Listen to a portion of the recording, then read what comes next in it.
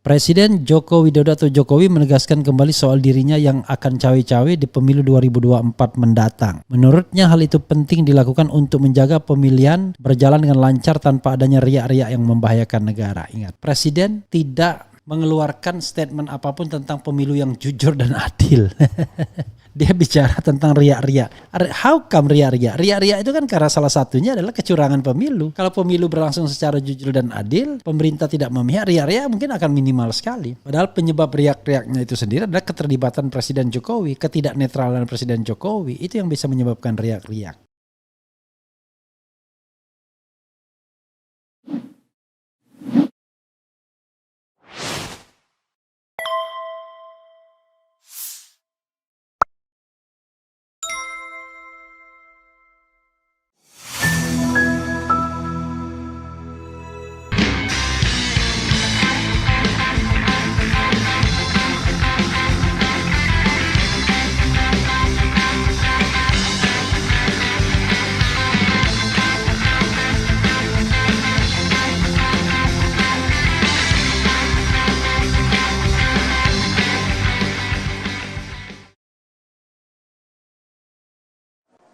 Cawe-cawe itu sudah saya sampaikan bahwa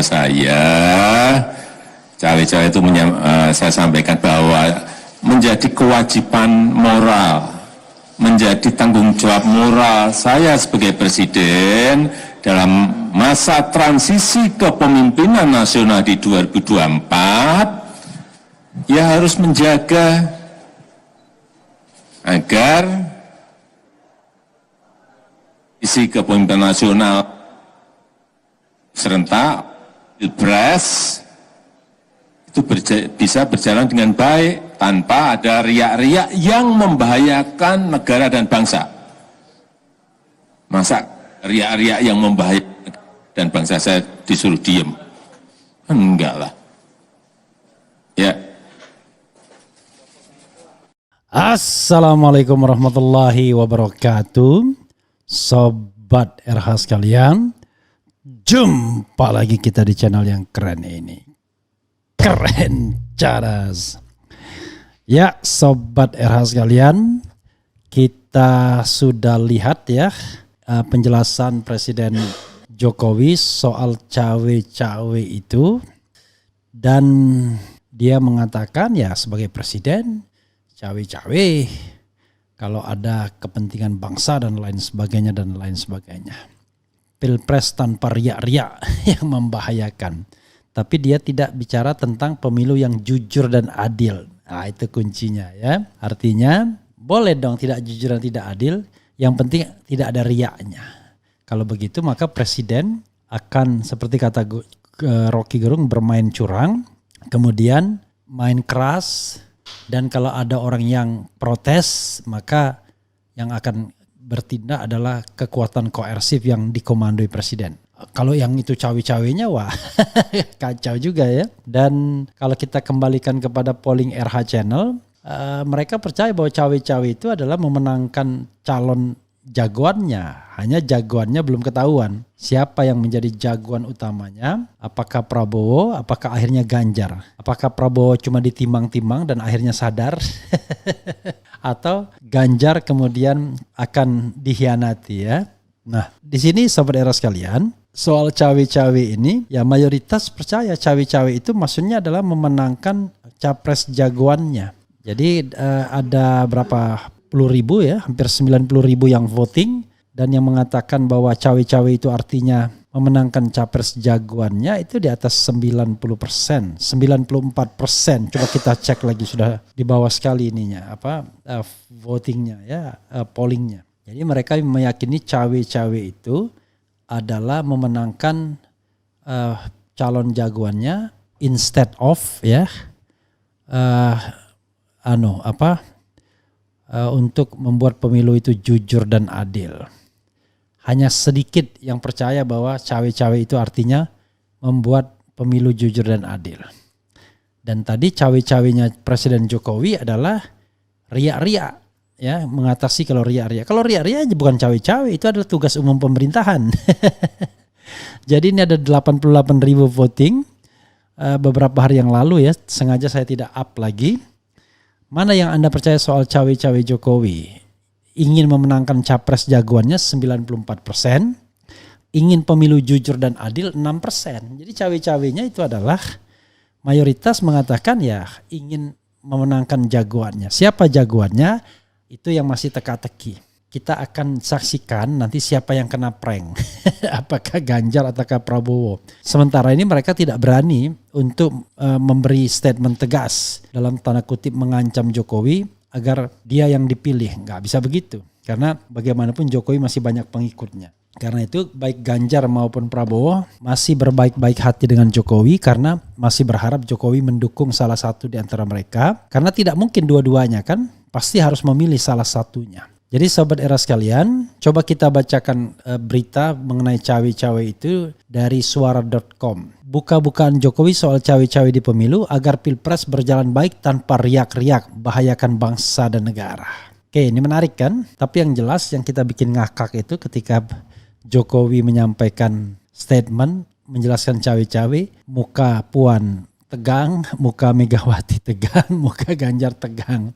Kelihatannya mereka takut presiden salah ngomong. Ya kita maklumilah. Presiden kita ini kan bukan presiden yang jago dalam bernarasi dan berteori. Jadi kalau dia suruh menjelaskan hal yang abstrak itu biasanya ya agak terbata-bata. Apalagi yang sesuatu yang sifatnya konseptual. Tapi kalau menjelaskan tentang proyek ya, angka itu jauh lebih powerful karena latar belakangnya yang pedagang. Tapi kalau bicara tentang konsep, seorang dosen atau guru, itu biasanya dia tidak kuat. Otaknya tidak kuat untuk cawe-cawe ya. Oke, coba kita lihat. Presiden Joko Widodo atau Jokowi menegaskan kembali soal dirinya yang akan cawe-cawe di pemilu 2024 mendatang. Menurutnya hal itu penting dilakukan untuk menjaga pemilihan berjalan dengan lancar tanpa adanya riak-riak yang membahayakan negara. Ingat ya. Ini kita garis bawahi. Hal itu disampaikan Jokowi usai menghadiri acara Rakernas ketiga PDIP di Sekolah DPP PDIP Lenteng Agung. Awalnya Jokowi menyampaikan jika sudah menjadi tanggung jawab dirinya secara moral agar visi kepemimpinan nasional bisa berjalan serentak. Saya sampaikan bahwa menjadi kewajiban moral, menjadi tanggung jawab moral saya sebagai presiden dalam masa transisi kepemimpinan nasional di 2024 ya harus menjaga agar visi kepemimpinan nasional serentak. Selain itu kata dia menjadi kepentingan dirinya untuk menjaga perhelatan Pilpres 2024 berjalan dengan baik tanpa dibayang riak-riak yang mengancam negara. Pilpres bisa berjalan dengan baik tanpa ada riak yang membahayakan negara dan bangsa tuturnya. Ia menegaskan bahwa dirinya tidak akan tinggal diam jika ada riak-riak membahayakan negara terjadi terutama dalam pemilu 2024. Masa ada riak-riak yang membahayakan bagi bangsa terus saya suruh diam? Enggaklah pungkasnya. Sebelumnya Jokowi menghadiri langsung pembukaan rapat kerja nasional Rakernas ketiga PDI Perjuangan di Sekolah Partai DPP PDIP Lenteng Agung, Jakarta Selatan, Selasa. Jokowi tiba pada pukul 09.44 WIB berpakaian batik dengan corak warna merah dengan dasar hitam. Ia terlihat disambut jajaran elit PDIP dari mulai Sekjen DPP PDIP Hasto Kristianto, Bendahara Umum PDIP Oli Dondo Kambe, Pramono Anung hingga Kepala Pusat Analisis dan Pengendali DPP PDIP Prananda Prabowo. Tak ketinggalan bakal calon presiden dari PDIP Ganjar Pranowo juga turut melakukan penyambutan ketika Jokowi tiba di lokasi. Jokowi kemudian disalami pertama oleh Hasto, kemudian dirinya menyalami satu persatu jajaran elit PDIP lainnya. Sampai kemudian menyalami Ganjar. Pada momen ini keduanya saling melempar senyuman. Jokowi sempat berbicara sedikit kepada Ganjar. Gubernur Jawa Tengah itu hanya merespons dengan senyuman dan sambil menganggukkan kepala. Entah ngomong apa lagi dia. Ya, saudara sekalian, itu tadi mengenai cawe-cawenya versi Presiden Jokowi ya. Oke, apa yang ingin saya komentari dalam kesempatan ini, kita harus membedakan dua hal. Pengertian cawe-cawe dan kedua adalah tugas umum pemerintahan. Ya. Cawe-cawe itu artinya campur tangan, turut membantu, ikut-ikutan. Itu namanya cawe-cawe. Jadi cawe-cawe itu bukan yang utama. Yang utamanya misalnya dalam proses berpemilu ini kan pekerja utamanya adalah KPU. Nah, presiden cawe-cawe yaitu ngerecokin KPU, campur tangan ke KPU dan lain sebagainya. Tapi kan kalau ada riak-riak katanya, masa presiden tidak turut tangan? Nah, kita harus lihat di sini. Ya, dalam diri seorang presiden itu punya tugas umum pemerintahan. tugas umum pemerintahan itu ya salah satunya adalah menjaga kondisi yang kondusif, menjaga keamanan dan ketertiban masyarakat. Jadi tugas itu senantiasa melekat. Tapi khusus untuk pemilu yang spesifik, tugas itu sudah diberikan kepada lembaga independen yang bernama KPU. Jadi tidak bisa presiden cawe-cawe. Tapi kan presiden tetap harus menjaga agar pemilu tidak ada riak-riak. Iya, itu sudah bagian dari tugas umum pemerintahan. Tapi pertanyaannya adalah riak-riak itu karena apa? Kalau riak-riak itu karena Jokowi curang, karena Jokowi berpihak, orang protes, orang marah, ya wajar jadinya. Makanya sebenarnya kalau kita bicara tentang statement yang lurus, harusnya begini, sebagai Presiden Republik Indonesia, saya akan memastikan bahwa pemilu berlangsung secara jujur dan adil. Begitu maksudnya. Karena itu sudah menjadi tugas konstitusional saya. Itu ngomongnya. Bukan cawe-cawe. Pengertian jujur dan adil itu adalah ya tidak berpihak kepada salah satu pasangan calon. Tidak menggerakkan state aparatus. Tidak menggunakan fasilitas negara. Menjaga jarak yang sama terhadap kandidat. Atau memberikan jarak yang sama terhadap kandidat. Nah itu yang namanya betul-betul mewujudkan tugas konstitusionalnya. Yaitu menjadi pelayan dalam proses berpemilu. Pelaksananya KPU, tapi sebagai sebagai pengelola republik ini. Jadi pemilik republik ini rakyat Indonesia, pengelolanya adalah presiden, maka pengelola itu harus terus memastikan situasi kondusif. Sehingga permainan apapun di republik ini, itu bisa berlangsung secara baik. Gitu ya saudara sekalian. Jadi kita harus pahami bahwa presiden tidak mengeluarkan statement apapun tentang pemilu yang jujur dan adil. Dia bicara tentang riak-riak. How come riak-riak? Riak-riak itu kan karena salah satunya adalah kecurangan pemilu. Kalau pemilu berlangsung secara jujur dan adil, pemerintah tidak memihak, riak-riak mungkin akan minimal sekali.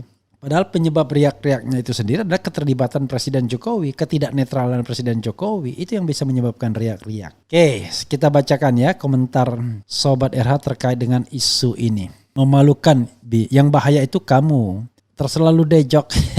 Emangnya ada riak-riak? Kalaupun ada kan pasti ada penyebabnya. Iyalah Bang Repli, yuk. All in Anies 2024. Jokowi gugup ngomong dikelilingi sama bosnya. Bukan lagi sama bosnya, sama bos-bosnya mungkin ya. Riak-riak kan reaksi dari ketidakadilan. Gak mungkin ada riak-riak kalau gak ada sebabnya. Ya itulah. Yang bikin siapa? Udah jadi presiden 10 tahun masih mau nambah dasar. Seluruh Indonesia dibohongi ya. Presidennya Ganjar atau Megas sih. Apa kegiatan Bapak cawi-cawi nasional hari ini ya? Ngerecokin apa lagi? Wah sepertinya taruhan duit deh judi. Jateng Anies ngomong opo ente jok dah nggak dianggap sama rakyat. Jika Jokowi kalah di Pilpres, semua tindakannya selama jadi presiden siap diproses. Bung RH, panggung depan sama panggung belakang apa bisa disebut munafik? Ya kita tidak bisa bilang politik itu nggak bisa dibilang munafik.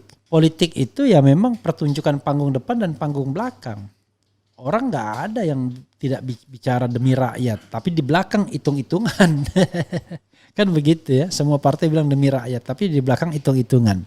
Apa yang dicawi-cawiin? Bapak cawi-cawi nasional hari ini ya, merangkap Bapak pengadu domba anak bangsa. Yang menyebabkan riak-riak di negara ini ada presiden mendukung capres tertentu dan tidak mendukung capres yang lain. Dari 3 capres, pilihan cawapres yang berani kritik mafia hukum cuma Anies AHY. Bang, gimana cara mau terpilih untuk jadi anggota DPR tanpa money politik? Selain dilarang undang-undang juga tidak sesuai etik. Sementara masyarakat kita 90% milih jalan seperti itu. Ada duit baru coblos. Saran Bang. Saran saya takutlah kepada Allah Subhanahu wa taala. Kalau misalnya Anda mengambil jabatan dengan menyuap rakyat, neraka Anda. Udah itu aja. Jadi kalau misalnya ada 575 anggota DPR seperti itu, neraka semua. Karena kita nggak bisa ngomongin lagi. Kalau kita mau pemilu itu jujur dan adil, itu harus dimulai dari para anggota DPR sendiri. Bagaimana caranya? Ya buat undang-undang yang betul-betul mengurangi dampak uang di dalam berpemilu. Jadi money politics itu betul-betul bisa dikurangi secara signifikan kalau tidak bisa dinolkan. Caranya adalah ya lakukan penegakan hukum yang tegas, jelas. Diskualifikasi yang mereka yang melakukan money politics.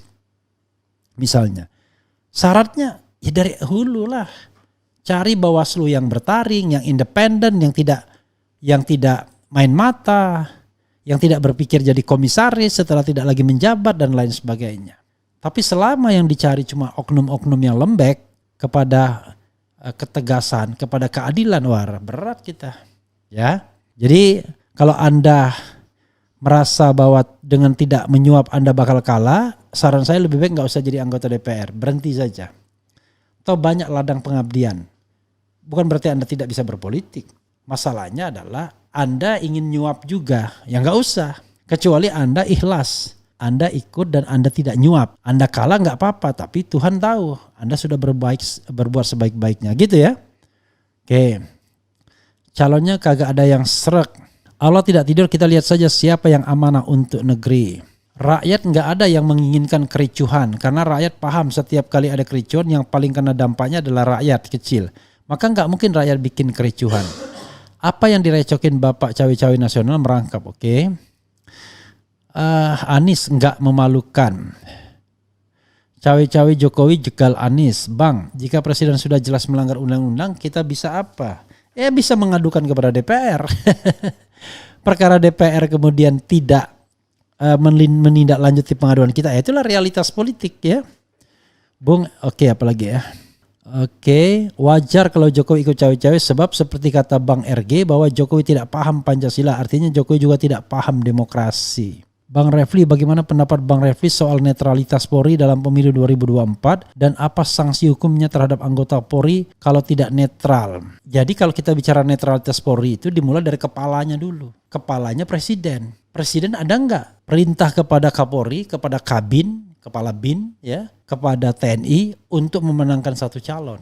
Atau ada nggak second layer of leadership ini bermain sendiri? Misalnya BIN punya agenda sendiri, TNI punya agenda sendiri, Polri punya agenda sendiri yang terpisah dari agenda presiden. Itu soalnya. Jadi kita tidak bisa menjustifikasi yang namanya ketidaknetralan aparat. Dia digaji rakyat, diberikan fasilitas rakyat, diberikan enak oleh rakyat untuk bekerja sebaik-baiknya. Salah satunya adalah melayani semua peserta pemilu dengan cara yang sama. Buat jarak yang sama dengan semua peserta pemilu. Kalau tidak ya, kalau mereka menganggap bahwa berkuasa itu adalah cara untuk mempertahankan kenikmatan karena dengan berkuasa bisa korupsi, ya gawat kita.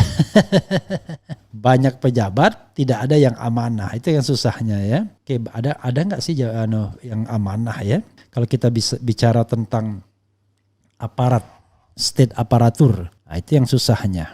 Karena rata-rata mereka adalah orang yang hartanya bertambah secara signifikan setelah berkuasa atau setelah ikut cawe-cawe dalam politik. Nah itu cawe-cawe ya. Jadi cawe-cawe itu nggak pernah menjadi yang terdepan. Jadi cawe-cawe itu istilah yang menghina presiden. Jadi presiden menghina dirinya sendiri, masa dia cawe-cawe? Presiden itu leader di depan. Jadi dia bertanggung jawab terhadap semua urusan berbangsa dan bernegara. Dia pastikan negara dalam keadaan aman, damai dan makmur. Tuh tugas umumnya sebagai the head of executive, ya, the head of government. Jadi sebagai the head of government itu tugasnya, ya, the head of government. Nah, tapi untuk pemilu ada yang namanya state auxiliary agency atau state independent body yang menyelenggarakan pemilu sendiri yang tidak boleh dicawe-cawein, yaitu 1. KPU, 2. Bawaslu, 3. DKPP. Jadi presiden tidak boleh cawe-cawe dalam urusan ketiga lembaga tersebut. Misalnya mempengaruhi keputusan ketiga lembaga tersebut, tidak boleh. Tapi kalau tadi ada riak-riak kerusuhan, itu bukan cawe-cawe namanya. Itu adalah tugas umum pemerintahan. Beda dengan cawe-cawe. Emang mau nyuruh siapa dia kalau seandainya terjadi kerusuhan misalnya? Kan dia yang harus bertanggung jawab. Kalau misalnya kerusuhan itu bukan tugas KPU. Tapi tugasnya aparat negara yang secara komando hierarkis ada di bawah presiden, dan itu bukan cawe-cawe, itu adalah tugas umum pemerintahan at any time. Mau ada pemilu, tidak ada pemilu, itu adalah tugas umum pemerintahan. Jadi dibedakan cawe-cawe dengan tugas yang inherent melekat dalam diri seorang kepala negara sekaligus kepala pemerintahan. Oke, saya akan cawe-cawe yang urusan lain ya, tidak hanya urusan ini. Kita akan angkat tema lainnya yang menarik. Wassalamualaikum warahmatullahi wabarakatuh. Ciao.